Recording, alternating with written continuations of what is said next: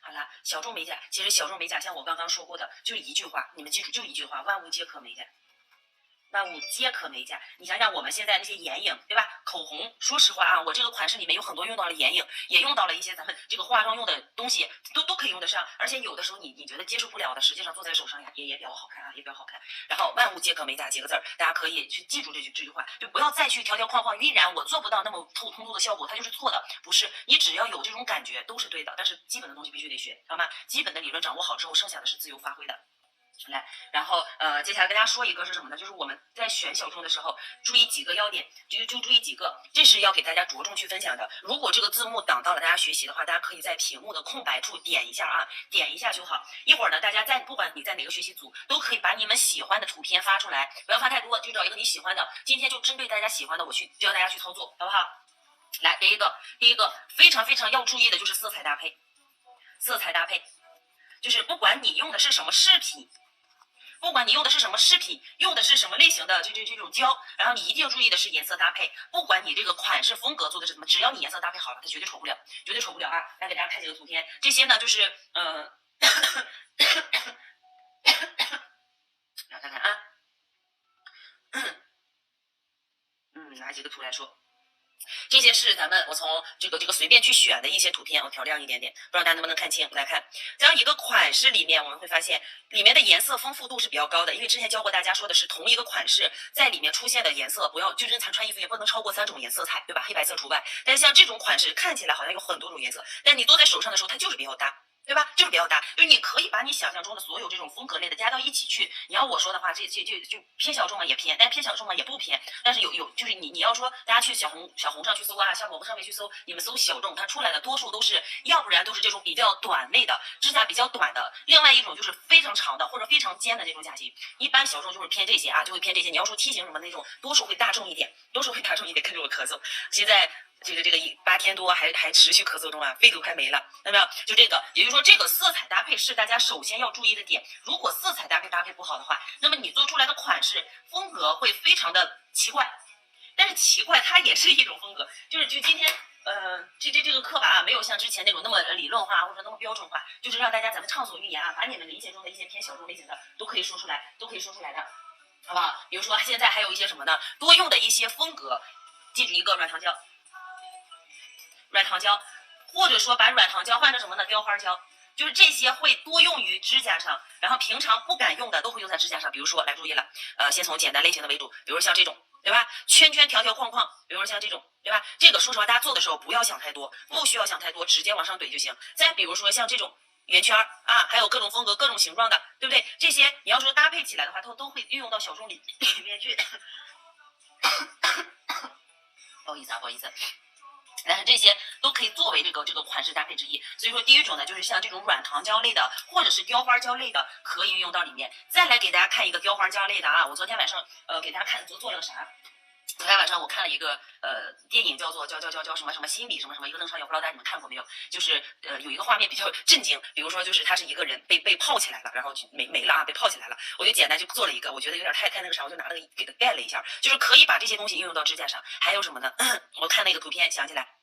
比如说像这种都在指甲上，对吧？你像这种小众类，意思就是选的人会比较少，接受度的人会比较少，但是它也会既定形成的一种风格啊，也会既定形成的一种风格。所以说像这种东西也是可以运用起来的。这个这种大家想要学习做这种眼球类的，你们可以搜那个小布娃娃的眼睛，就是做那种卡通人物啊，就是那种塑造的那种，可以自己画画，然后自己去化妆的那种，都可以有这种，都可以学人物的构造啊，包括眼皮它层次也是需要去学习。但是这种做出来呢，在手上，比如说我本来想做一个偏暗黑系的，想想还是算了，就这种简单的，大家能看清楚，对吧？就这种风格。然后还有很多呢，你比如说像这种，很多同学觉得说哇，它好像看起来很那个密集恐惧症，对吧？但是有的时候搭配上一个指甲上面的时候，你看这种平常可能选择人也会少一点啊，这就是偏小众的一些系列。然后你像再有这种。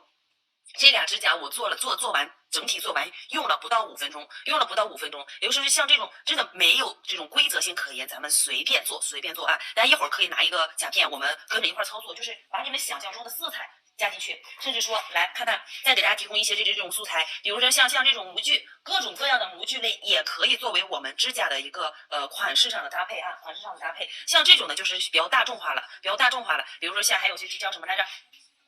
就你们天天成天到嘴边就忘了啊，就忘了这个。明白？就这种，所以说这个常用的东西呢，雕花胶、软糖胶，还有我们的一些什么呢？魔晶粉，做一些金属类的，还有一些魔晶粉，金属胶。你们看吧，你们就全网去搜吧。我就是简单做了一个简单小统计啊。但凡是跟小众搭边的，都会有这么一类的工具，但是小众千万不要把它公有化。再来看这个，对吧？像这种也是，是不是？偏朋克风的，对吧？金属类的都有的啊，都有的。大家大胆想象，大胆发挥。但如果说你现在作为简单一点，基础还没有的，看一下，对吧？给大家找一下啊，因为你要今天去做的话，做一天做不完。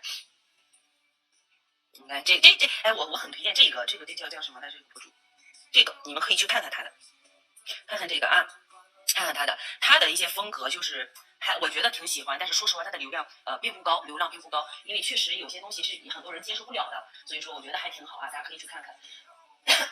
还有一些像这种。看看啊，我随便截图。你要说它做的好吧，并不好。放大去看，你看这些线条画的是不是扭扭歪歪，线条粗细不一？但是整体风格搭配起来的话，当你色系搭配好的时候，感觉上就还好。只是做了一些简单的小例子啊，就是把你们不常用到的胶，现在把它运用起来，黑白彩色系加进去都是可以的啊，都是可以的。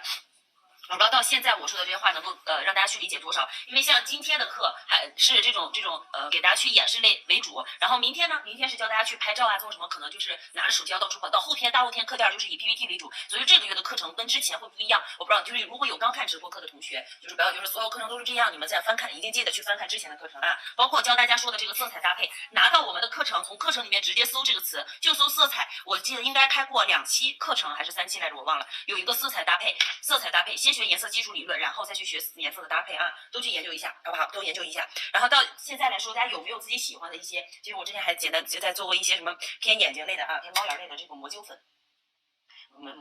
猫眼胶，我们一块儿去。可以操作一下，好不好？一块儿操作一下。然后这个大家准备一个甲片和一个方形甲啊，可以准备一个方形甲片。然后一般偏小众类的就是这种。然后如果说大家不知道眼影怎么用的，大家也可以跟我说，待会儿能不能给大家去稍作演示啊？眼影其实就是在磨砂封层后操作。来，你们有没有喜欢的图也可以发给我，给大家去演示一下。就是大家觉得平常，哎，对，还有一个博主给大家看看。来看看啊，它叫做这个，它不做教程也不做什么，就是只是做这个开店。看看这是小红上面的，看到小红上面的，它有穿戴感，它做的都是偏向于那种风格。我给你们找找啊，我看能不能找到它。美甲这个行业我们包容性比较强，互相学习，因为它的这些东西确实我自己我个人接受不了，我也很少去做。哎，它是哪个字儿？哎，找到了。它的人气说实话也并不高啊，但是看一下，给你们找点比较夸张类的，对吧？你看看这些就是偏向于你要说小众嘛，确实小众啊，但是人家是不是有基本的功底在里面待着？然后你要会画画啊，线条要控制好，这个人物要会去画，知道这个比例等等等，你才能做出这些来。甚至说，如果你的毛笔字写的好，加进去也是可以的，对不对？你看这些都是一些基本款式上之后做了一些额外款式的添加啊。然后我实际上准备了一些简单的这个小饰品，比如说我们那个铁环类的也可以穿过指甲加进去，甚至说我们的一些饰品，拿到一个耳钉也好，拿到一个什么也好，我们知道研究一下它的底。我如果说把它穿过去，在指甲上待着，在一个右下角待着，左下角待着，对吧？直接这么放上去，它也是挺好的，是不是？大家现在怎么这么安静？都还在吗？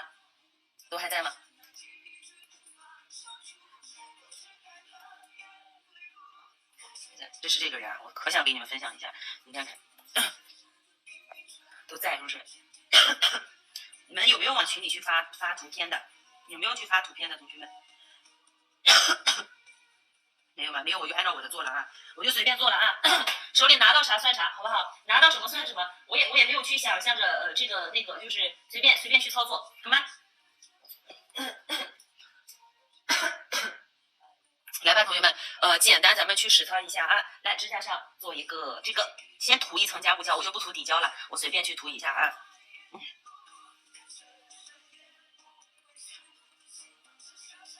不要照灯，然后做一个最基本的湿晕啊，做湿晕会比较快，纹路呈现会比较好一点。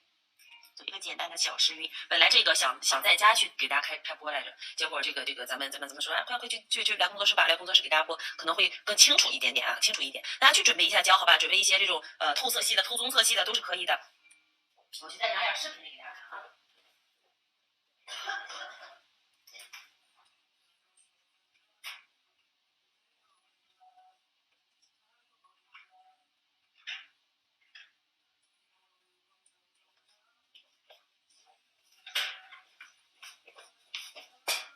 把你们平常用不上的东西都可以拿出来啊，把这放一边，来拿一个颜色加上去。其实这个小众不小众的，反正待会儿我再教你们做个眼睛啊，或者是教做个你鬼马蛇神的都可以。来，拿条给它铺上去。你看啊，现在就没有什么，就只有你想让它待的方向，没有什么应该在在哪里啊？就是你想让它上哪里就上哪里去，好不好？在湿晕的情况下。今天说实话，打板次要的啊，打板次要的。你甚至说有可能我做完，你这做了些啥你都接受不了，哎，咱们小众的目的就达到了。好的，小众一点，哎呀，这种风格类，也有专门的老师会去给大家去开这种课啊。来，先照灯，照个灯，然后可以拿一些我们平常用不到的饰品，比如说说啊铆钉系列的，因为那天我看一个同学在说这些铆钉，老师这个怎么用？我不会用啊，我没有，我买，我都不知道他叫啥，是不是？很多视频啊，我的天！你看这些，咱就现有的这些东西，咱就给它用上去啊，管它是啥，就用上去。来，在这一步之后，来涂一层加固胶，我用加固胶去粘铆钉了啊，薄薄一层，正好找平一下前一层的夹面。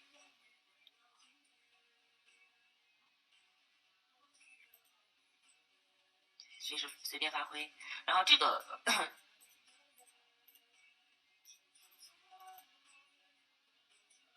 找平夹面，拿晕染液刷2滴都行啊。来，好，先倒置一下，然后拿镊子开始取咱们的饰品往上去加，比如说这个方形，其实铆钉这些方形的铆钉是比较，我觉得比较好搭的啊。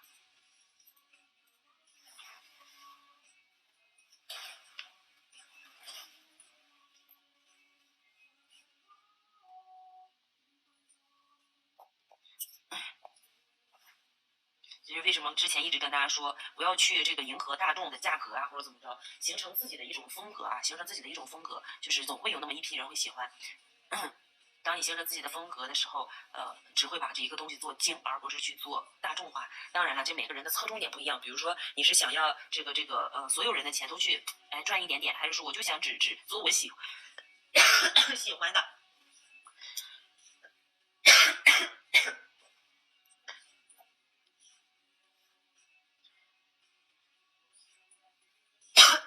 不好意思，哎呦，太难受。哎呀，那还没阳的同学一定不要阳，要命。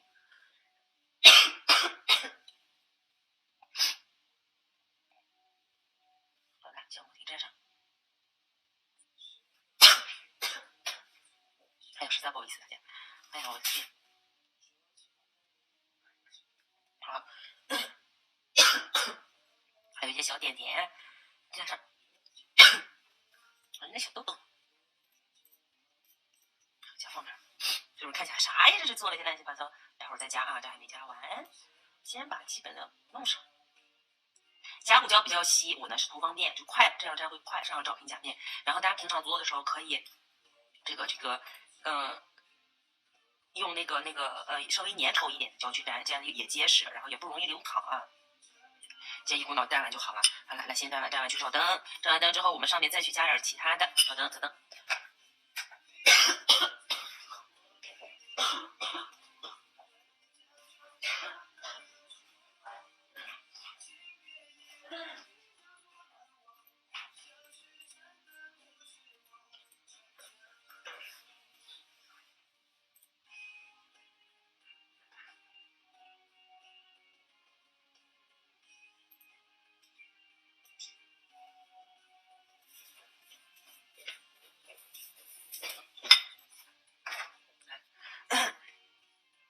这个时候看看，随便做啊，随便做。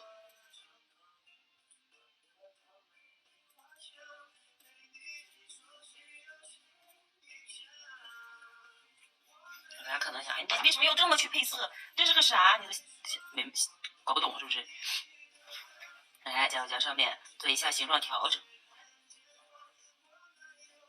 然后今天的课大家可以先去研究，如果说这个基础色彩搭配不好，或者说这就看每个人审美喜好了啊。如果说基础的感觉，哎呀我做的不大行，那就先看基础课。然后但是后天的课，明天对后天的课是必须得学的，好不好？必须得来学的啊。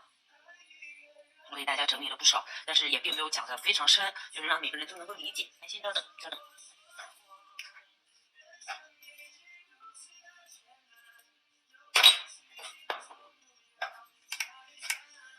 直径多大的珍珠？真的是个谜。这个是多大直径的珍珠？哪个珍珠呀？这个吗？这个吗？还是哪一个？还是哪一个？哎，大家如果没有，就是当你们想做一个大号的珍珠没有合适的那种的时候，你们是可以自己去操作的啊。咱自己去捏个球粘上去，然后上面去蹭那种珍珠粉，蹭珍珠粉就行，好不好？就应急的时候可以用雕花胶去操作的。雕花课程上节课上个月不是学了吗？对吧？团成一个球，想做什么形状做什么形状。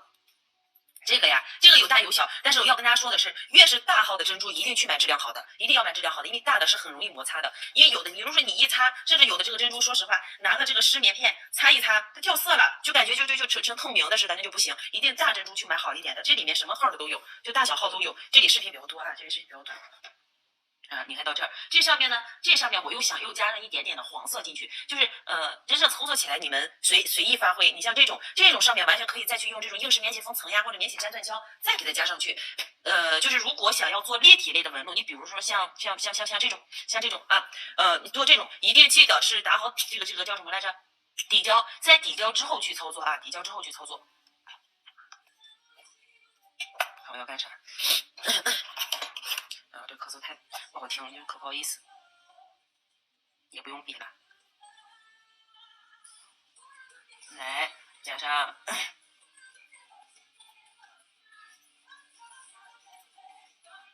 如果说一层你感觉想要做成那种圆圆的，一层做不了的，那就做2层。也就是说，第一层你先那个铺上，做出它的厚度来啊，不要做的太那个啥。做出厚度来之后，先浅催照灯，然后在上面再叠加一层，再去叠加一层。我这个呢，你看现在是偏立体类的，但是我想要它有褶皱感，啊。我也这个不蹭抹鞋粉，因为底下金属元素比较多。侧面看的话，这个立体度比较高啊。这个今天说真的就是给大家去简单做演示，并没有什么来。必须得懂的啊，那些东西来放这儿，先倒置一下。然后这个时候用什么呢？可以用一个保鲜膜，用保鲜膜。我们想做一些褶皱做不出来的时候，用保鲜膜去操作。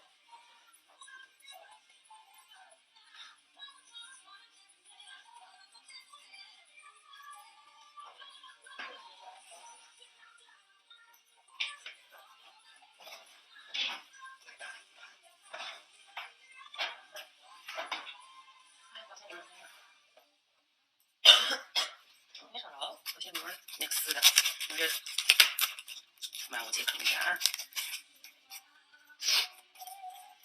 说实话，真的我在随便想，所以没什么这个用到啥咱就弄啥。好，褶皱出来了，拿去照灯。上面这个可以回放，的。就是咱现在的课程都是有回放啊，有回放。没有回放的话，今天跟大家说的有回放，回头再来看都可以的啊。有现在的视频多，然后像这种贴纸类的也比较多。贴纸类的东西永远买不完，你们想就行，永远是买不完的。但是这些东西嘛，你比如说去年火的这个，今年就不喜欢了；去年火的，今年不喜欢。所以大家有的时候不要一味的去追求买太多的东西，最基本的东西多买一点。然后这个不常用的东西啊，不常用的那些就是不要图当时的一时这个喜好痛快。你看小屁桃当时火，现在哪还有喜欢这的，对不对？这些贴纸类也可以加进去啊，加多点小蝴蝶什么的。来看，照完灯撕下来，你看上面的这种褶皱就出来了啊，褶皱就出来了。就有的时候怎么做的，平常可能直播课不去讲这个，今天就给大家再说一下。包括你们想要知道，这种是怎么做，那种是怎么做，大家都可以跟我说，我今天都给大家演示到位，好不好？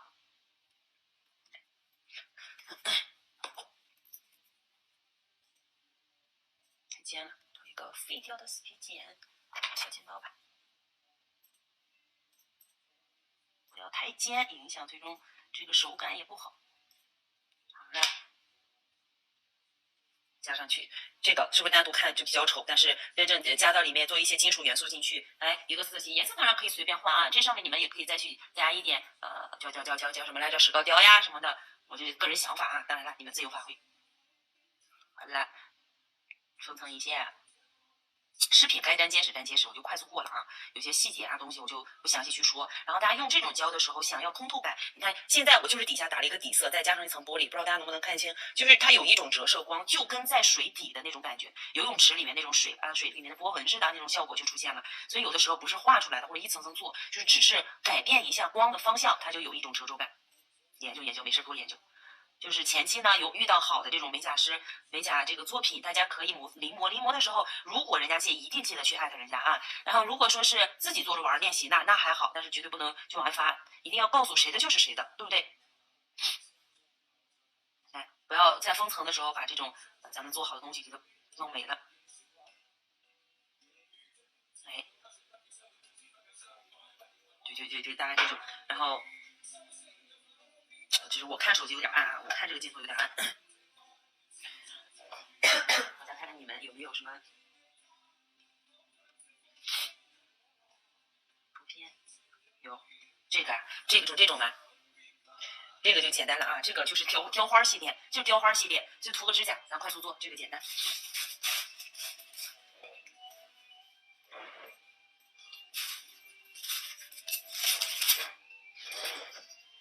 你帮我上录老师桌子上拿个雕花胶吧，带地上，拿一盒随便找一盒过来就行。来，这个我刚看到，其实这个小兔子还好，旁边这个转印胶不知道咋用，好，转印胶啊，我先把这个教会你们啊，你们发出来的我都做，今天就是大家一块跟着练就好了。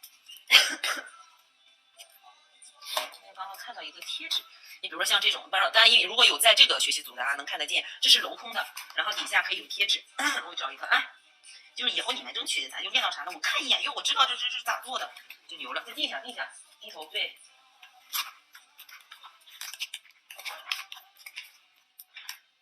那盒子都是，那行，就用这个吧。然后装了，一会儿我自己拿，不用了。没有烦恼，就这个吧，没有烦恼。贴上，一定是底胶之后了啊，这是底胶擦掉浮胶之后的，或者说建构之后擦掉浮胶，然后这个时候来拿这个甲胶刷上颜色。完了，这是照灯了还是咋？这几天没来交费了。然后加固胶，先涂一层加固胶，给它遮盖一下，然后拿过来，该留边，后面安全距离我就简单化操作了啊，多做一把，你们喜欢。不行，还是得先加固封层，不然有高低不平的边缘。加固。软硬钢板值得买吗？用的很少，说实话用的很少。软硬钢板，就是你可以买，别买那种，比如说你喜欢做一些那个叫什么来着？古风系列的风格啊，比如说你店里的风格多趋向于古风系列，那你那个软硬钢板就买那种的。然后如果说大众款的话，你就买那种组合类的，就有一些横竖线条不好画的啊，直接用它去画，直接用它画也可以，但都得用嘛，都得用，买基础类。还有转印胶，我再拿一个甲片，转印一块做了，来给你们做个最就是常用类的。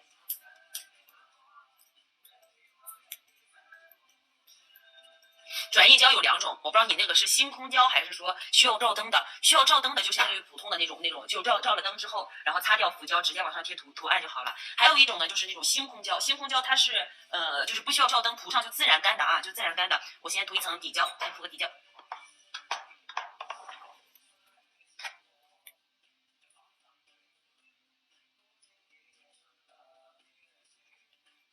好的。转印胶可以用在各种那个图案上面，比如说你想画蛇纹，你可以用蛇纹的那种转印纸，直接就是涂上转印胶之后往上画就好了。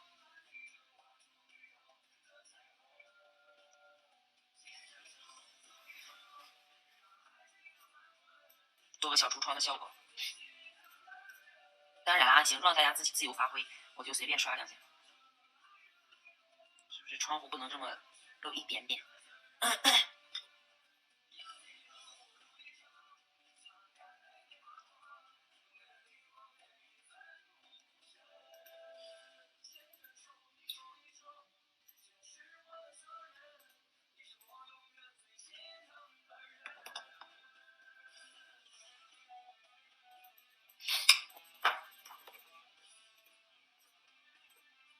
如果在真人手上的话，你们就得用那个啥了，用拉线笔去调节了啊。边缘细节就用拉线笔去调，我是在指甲上直接就给你们稍作演示一下，好不好？然后你做的这种呢，就属于就是可爱风的偏大众款的，就还好。我的，我去拿个。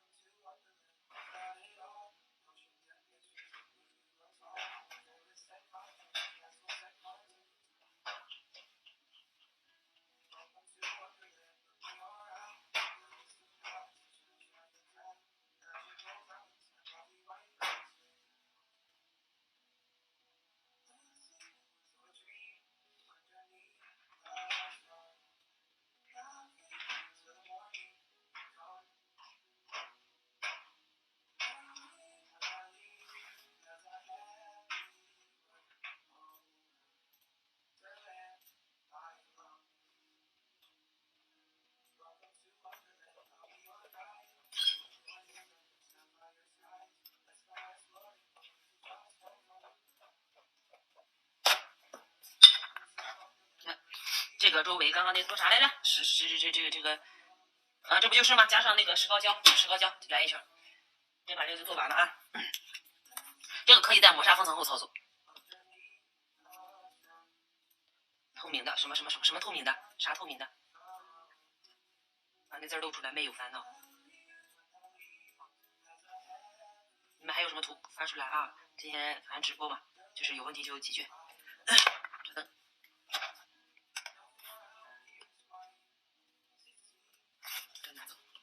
转印纸，你看就我随便拿的啊，你看有这种蕾丝的，看到没有？这种东西有转印纸，也有那种钢板，转印胶和钢板都是可以用的，就是这种图案比较多。然后不要，你们可以没事去那个是叫什么那个某多多上去买这种饰品就好，好不好？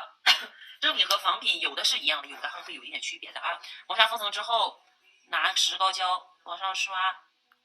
边，这就它的除霜效果就出来了。然后把这个边边刷完之后，再单独的可以把中间这个地方涂一个亮封，也可以怎么样呢？你刚刚在刷这个那个磨砂封层的时候，把这地方留出来啊！说实话，在磨砂封层，注意听，磨砂封层之后，你去叠加那个叫什么来着？亮封。会不结实，但是在亮封之后，会结实一点，会比你在亮封之后叠加磨砂封层要结实的多。因为亮封它是比较亮面的啊，但是磨砂封层吧，它就会多少有点粘性。所以说磨砂封层你要叠加亮封的话，你可以直接在上面加就好，好吧？这个就这么去加上去就好啊，这个加上去就好。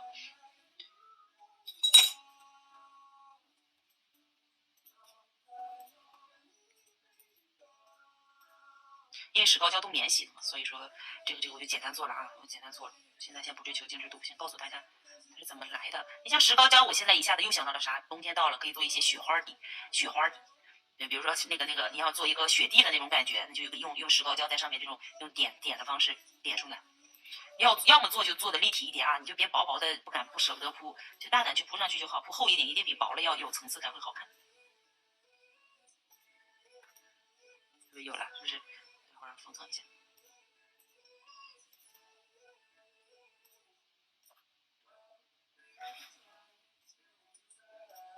如果只是窗户的边边，那么你就做的干净净净的啊。如果说是大面的话，就根据情况去调整啊，大概先这么一弄，然后中间可以上点那个亮封。我就直接这么刷了啊，你们就是在封层之后再刷，好不好？对，有了，对不对？对，有了，行了啊，先去照灯了。那个转印胶的同学来看过来。转印胶分为几种，一种是这种带转印纸的，是这种纸类的直接用转印胶往上加就好。还有呢，你们买的这种也叫做转印纸，但是它的这个更适合用什么？也可以用转印胶去贴，因为你看。没有带着这种丝丝状状，又带着金属片片的，加到指甲上，它可能自己天然而然形成一种风格，对吧？所以像这种的话，大家自行去喜欢的就买，不要觉得我会做，但是其实某一天也不一定哪天会做到它，就跟我买这个一样啊。好了，来，底胶之后再涂一层粘合胶，转印胶透明的，来，这是需要照灯的啊。这就是一瓶转印胶，然后转印胶所有的转印胶都会有一点点的味道，会有轻微的味道。先跟大家说好，不要觉得说是你的胶坏了，好不好？因为不管是什么品牌的转印胶都会有味道。甲面上涂上一层，涂好之后注意看啊，这位同学，照好照片之后去照灯，照灯1分钟。哎呀，没事，一定要涂的干干净净的，照灯1分钟。这个时候我用黑色做吧，黑色这个哇，这是大黑丝，来看这个会清楚一点，这点点吧。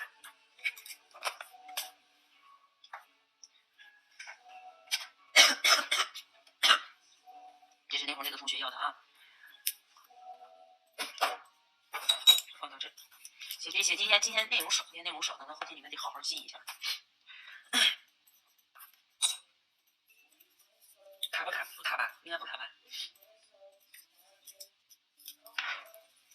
提前剪下你想要的这个转移纸图案，先剪下来啊，不要直接整条拿着用，先剪下来。视频太多了。照灯时间一定要够，照好灯之后，如果是这种胶类的，看好了，如果是胶类的转移胶，拿一个棉片啊，把上面那一层浮胶擦掉，会更结实。会经济，这样能粘吗？也能粘。但如果你这样轻轻的把上面一层浮胶，不要很用力啊，不要很用力，轻轻的擦掉浮胶，你摸一下，会比之前更加的有粘性，会更加有粘性。这个时候你去粘图案，图案的完整性才会更好一点点，好不好？但是不要一擦把多的全部擦了，把这个纸压上去，边边角角啊，边边角角给它刮一下，那么一刮啊，这个该粘住的就粘住了，粘不住的也就胶不了的。然后包括那种速干类的也是，速干类的就不用擦，也不用照灯嘛，等到它从乳白色变成透明色，就直接用就好。有的时候它图案就很难转移非常完整，就看你的胶粘性了。说实话，2选1的话，我是更推荐你们去买那种叫什么来着？那个，我手粘反了，我好像粘反了啊，粘反了，怪不得我说打不下来。不好意思啊，涂一遍。图案粘反了，把那个磨砂的那一面对着假面啊，我这粘半天没反应，图案就掉了，太尴尬了。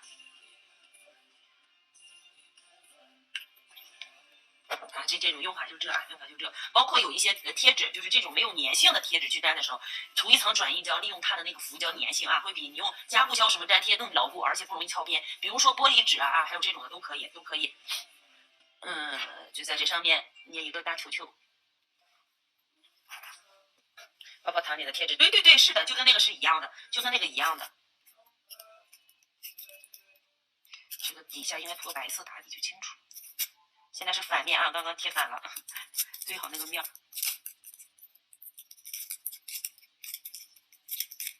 擦浮胶啊，你们得擦浮胶，我就快速粘，你们瞅一眼就行了。然后这不就粘上去了嘛，对吧？这样基本上图案就有了。然后如果说，比如说有些图案感觉粘的不够清晰的，你可以再把这个，比如有些图案比较乱的，可以再放上。再按压一下，它就完整了，好吧？这种缺少的咱们是可以后来再单独补的，再加上就好。因为这透明底啊，可能看不清楚，这是这种转移纸的用法。还有呢，它可以怎么样用？它可以像刚刚那个我跟你们说过的，涂上一层之后，我用底下这个清楚。转印胶的用法，贴玻璃纸，别涂厚了啊，薄薄一层就行。它跟咱们那种胶质地还不一样。我照个灯，随便拿一个啊，是之前做的一个，然后像这种剪一块。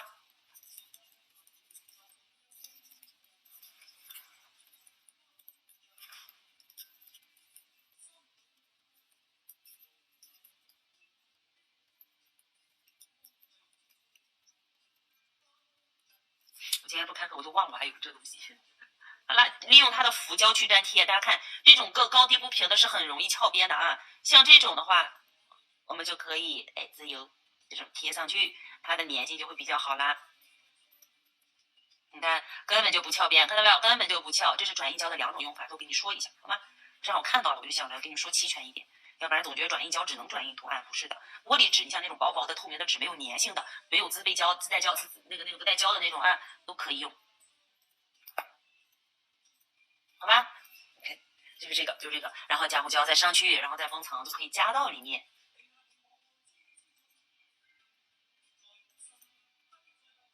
也可以浮在上去，噔噔，不好好玩加上去，美甲可好玩了。这个是什么？就随便做的啊，随便做的啊。当然了，那个适合在晕染上面去叠加，你们可以搜一搜，可以截个图。这一盒几块钱，也就10几块钱、10块钱。但是说实话用不了这么多。还有一个黑色的，它就是自己粘好的网王的带着这种，就真的就是万物皆可美甲。你们从外面地上捡块片上石头，它都能粘到指甲上。而且偏小众类的，它的多数都以夸张为主，都比较夸张，就是它没有那么小心翼翼，或者说去讲平常的指甲可能讲究它的这个胖瘦，对吧？显瘦一点点，显得这个精度密度高一点点的，都是靠在指甲中间。然后但是像偏小众类的吧，它都是比较夸张的，所以说大家可以大胆做，拿到一个石头，如果比指甲还要宽，可以直接贴上去，有接受这种的。还有什么样的？比如说有的接受。像这种也还行的啊，也还行的。像这种还有它指甲前端它故意做的很厚的那种也有，什么样的都有，大家都去试试。这个上面再来石膏胶，你看我做指甲就是刻的比较随意，就是在封层后啊，我这个没有封层，你们在封层后操作，磨砂封层封一个。那么还有什么不懂的，快发到群里面去，今天就一并解决了。就是款式里面，因为平常单独让给你们做个款式不挺长时间，今天就快速做啊，大家一块儿上学习，都是大家觉得比较难的。那如果作为新手的话，你说那基础类的东西我就先不做了，好吗？基础类的就不做了。这个看大家就是像这种款式，大家注意底下的这个条条应该都懂，然后就是上面这个细条条，这个用的是铁丝，用的是细铁丝，因为我们能看到这两个的断层处，看到没有？这一定是细铁丝操作的啊，就是粘贴饰品粘细铁丝，就是那种铁丝类的，你们都知道怎么粘吗？我这正好还有甲片，来再来做，我看还有别的吗？还有你们发别的吗？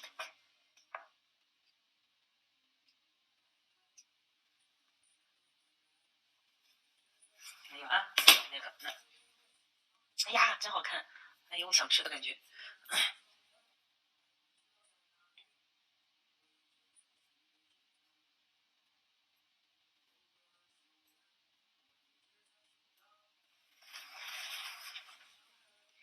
随便拔了一点啊，上面可以再蹭点膜，就是粉类的，让它层次感强烈，也可以直接那样，好吧？这种感觉不是很好看，擦掉。这磨砂封层还挺好看，这个。不知道的以为里面又有线又有什么，实际上你们看到很多博主他们的图片就是那么来的。我还得教你们一个啥呢？就是这个，就是很多同学他不知道是喷枪是做的还是怎么做的，我给你看一下啊，就这个卫生纸啊，咱说土一点卫生纸，然后说那个啥一点的，就说是纸巾，来。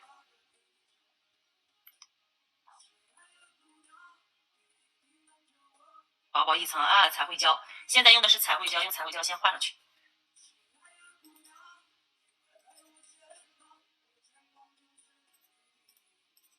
那种格子类的，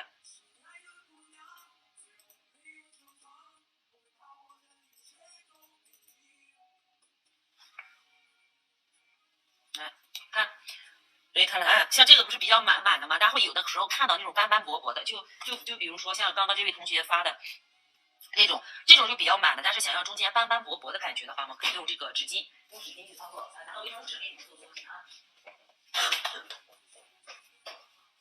但是这个纸巾呢，哎呦呀，在照灯之前一定是去撕一块，就是找出一层，就用一层，不要把它弄得特别的那个厚，不要用特别厚，就拿纸，注意看了啊，直接整个放上去，然后轻轻的点一下，顺着方向拿走，上面出来的那种就是会斑斑驳驳的。如果感觉颜色还是有点深，那我们就再来一次。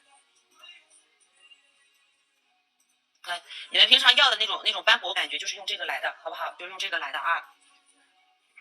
对，如果不学基础，今天看这个可能很多人跟不上，线条我都画不好，这个我更跟不上了，是不是？就这种，来先再做画一条啊，再画一条。我就手里有啥拿啥了啊，同学们。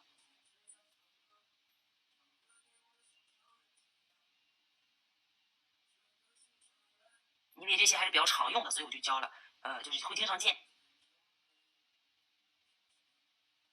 马上到这个啥了，其实过年那会儿你要去求精嘛，这只是一部分美甲店，大多数美甲店求的还是快，一定要求快的。你要说去求精，根本是跟不上，钱都让人家挣去了。哎，我这一天我做10个顾客和一天做1个顾客，除非你的客单价比较高，那要不然就亏大了，好吗？所以说大家首先你在基础款式上先去下功夫，像这种呢就是额外跟大家说一下，因为我不知道这一课不说啥时候能给大家再去那个说一下啊。好了，来那就早等。好了，我再拿个铁丝类的，或者说是立体类的，咱们去粘。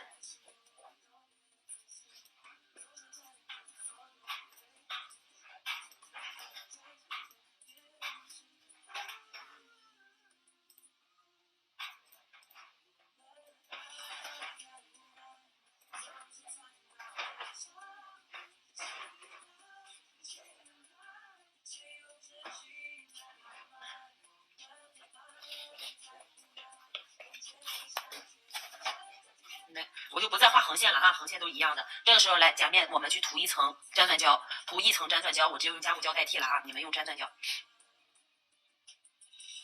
除非你那个线条有那种偏金属感比较强的软线，可以就是在这种涂完加固胶放上去。但如果是那种铁质类的，不管是粗的还是细的，觉得特不好粘的，粘不住的，一定是用粘酸胶啊，一定用粘酸胶。越粗的线用粘酸胶，硬度高。你要用加固胶，可能当时弄结实，然后过一会儿又崩开了，好吧？来，不要照灯，这个时候选咱这个。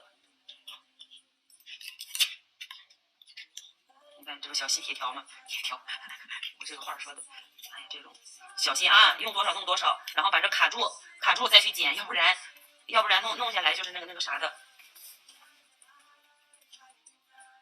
我做个什么图案呢？就直线吧。如果有手指的话，后面可以压到顾客手指上啊，压到顾客手指上，直线可以放。我刚才让我折了啊，我就折一个弯弯扭扭的。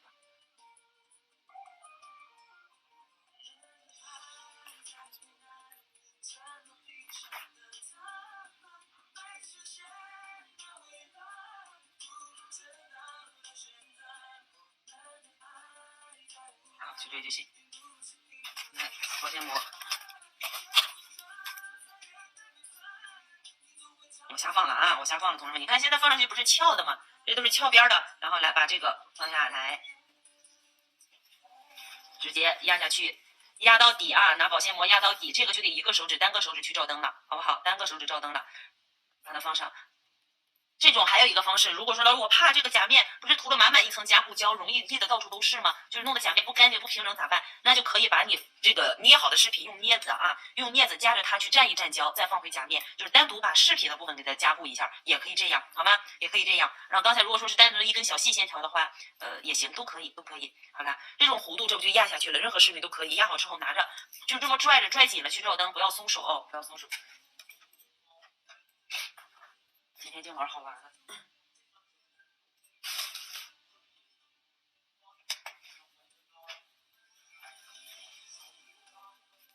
把它撕下来，你看这不就在上面待着了吗？然后你再继续叠加下一层啊，加固胶照平，再去做晕染也好，做什么也好，就是看你们自己了。然后如果粗度特别厉害的，同样还是加固胶照平之后去打磨夹面，就是你们要学的这种，好吧？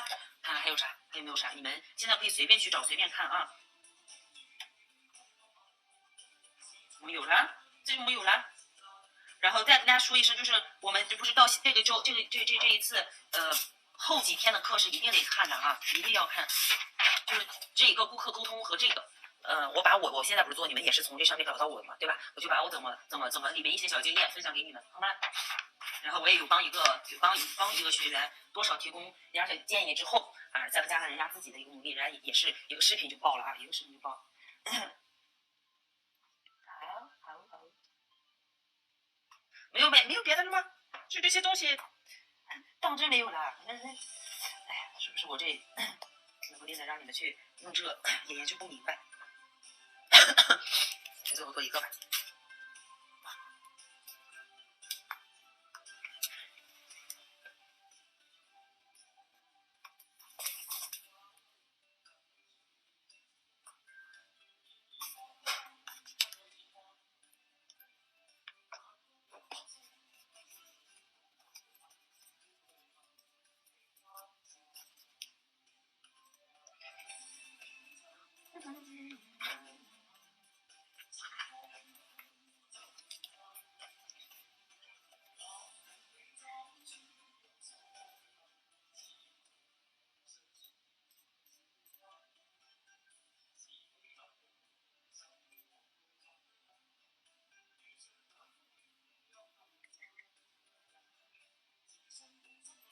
为啥我要用这种光疗胶？光疗胶这个屋里因为之前没来，比较不是很暖和啊，并没有经常用，感觉它会粘稠一点。当然呢，大家可以用粘酸胶，我用这个吧，它就是我觉得更通透一点点，所以我就会习惯的用这个。我看了一下内部，给大家去操作一个，咱们找个图，好，然后借一个图片，我们再去想象着去做。那个蓝的，我一定必须色彩统一。蓝跟银色还是比较搭的啊。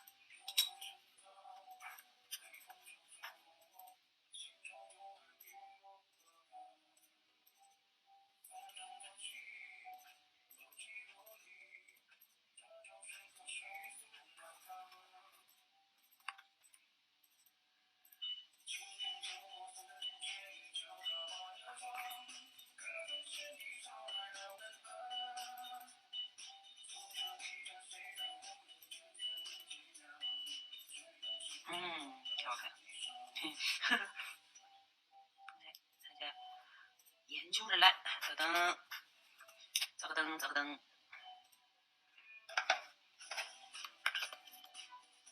然后人家图上会去做什么？做啥来着？做一些这种什么立体的啊。这挺可爱。随便搜了一些，待会儿弄完就删掉了。你们有喜欢的自己跟我说啊。清飞老师好，你好，你好，你好。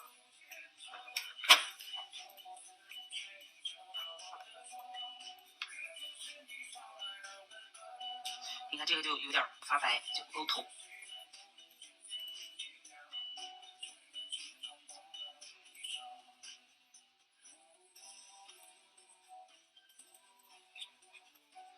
你看红色跟蓝色这种红蓝出 CP， 这个感觉比较高级，挺喜欢。来，先摸。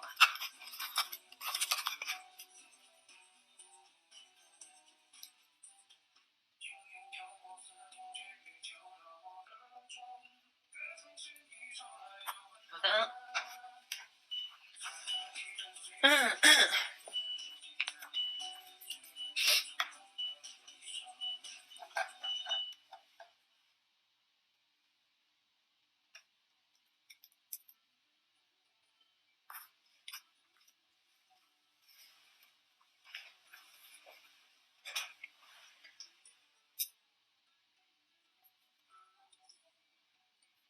最好分层一下，然后两个啊稍微大一点点就好，因为同色系嘛，那都是同样一个调。也可以像做一些透明类的都可以，看自己喜好啊。我就是换点颜色，分层一些。今天课程比较简单，然后就是给大家想嘱咐几句话，剩下的大家自己去尝试着操作一下，好不好？就是不要去管别人怎么做，就按照你自己喜欢。包括你看你今天衣服穿的是什么颜色，按照你衣服的颜色去搭配一身，只要有的颜色都可以运用到指甲上。然后觉得你想要有的也可以弄到指甲上，平常衣服不敢穿的，咱就把颜色全部放到指甲上面去啊。哎，对，还有我突然想起一个，这个大家应该都会看，一个穿衣服的，我觉得他那个衣服颜色撞色撞的比较好，我觉得可以你们在做指甲的时候可以参考一下，稍稍留品一下啊。好，来叫啥来着？个人推荐啊，个人推荐。穿搭小众，什么穿搭？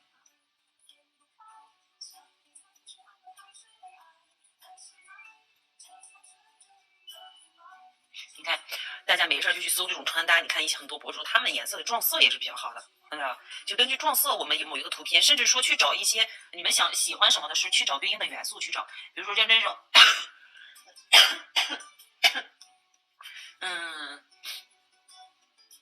叫什么来着？朋克元素，来看看。看啊，都能找到。哎，你看这个是不是又可以用到指甲里面去？用雕花胶加上珍珠，这个咱都能做啊。甚至这种小的挂坠类的，我们也可以去买。只要某个宝上它能买到的东西是非常多的，我也买过这种自己去穿起来的东西，那些都可以用到指甲上。做长指甲的时候，拿咱那个开口袋的那种钨钢头呀，或者说是打磨接地接缝处的，可以把指甲打个眼，然后我们自己穿进去就好啊。也可以把我们的耳钉戴到指甲上，如果有喜欢的耳饰，也可以把它戴到指甲上，好吧？这是我个人的一些想法啊，一直在想去做的一些。这个风格就好一点啊，表达一点。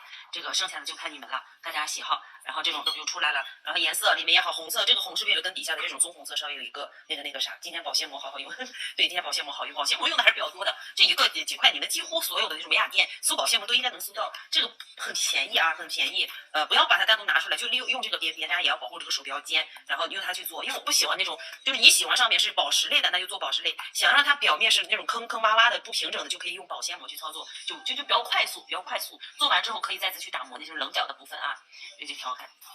个人比较喜欢啊，我是可能偏极端的一个，比较偏极端的，要不然就简单，特别简单，极致单色。要不然呢，我就做复杂一点。我喜欢那种就是处于中间的啊，大众款的可能已经做了这么多年，都宁愿不做也不去做那种那种。